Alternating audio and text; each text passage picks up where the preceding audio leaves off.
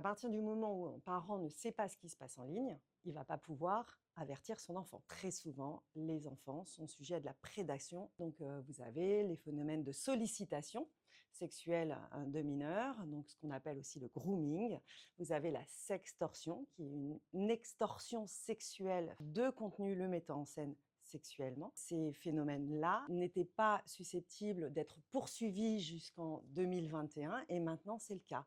Or, ce sont des phénomènes qui sont en pleine explosion et d'ailleurs, les services répressifs voient de plus en plus de signalements qui mentionnent des prédations sexuelles à l'égard d'enfants de plus en plus jeunes.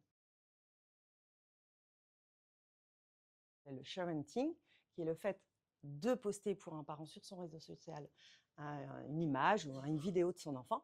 Et c'est ces contenus-là que les pédocriminels vont récupérer, d'une part pour les échanger entre eux, soit en mettant des commentaires sexualisés, soit en les ayant modifiés et sexualisés via un outil d'intelligence artificielle. C'est extrêmement facile. Ces contenus-là, c'est 50% des contenus qui sont retrouvés régulièrement sur les réseaux pédocriminels qui échangent des images ou des vidéos d'enfants.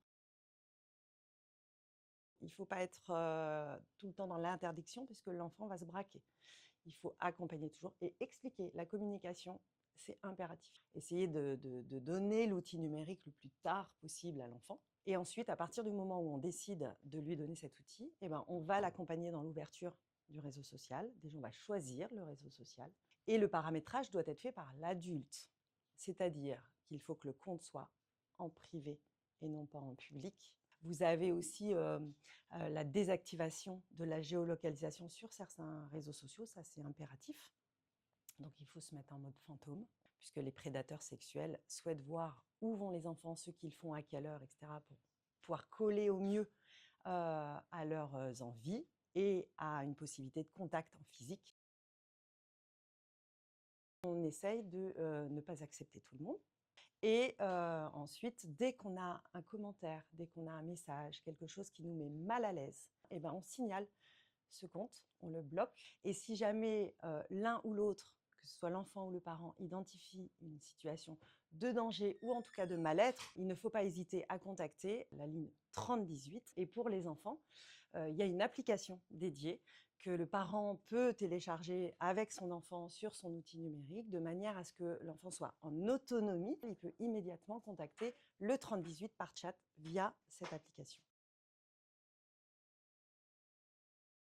En fait, il ne faut pas se dire que j'ai mis un contrôle parental, donc je n'ai plus rien d'autre à faire.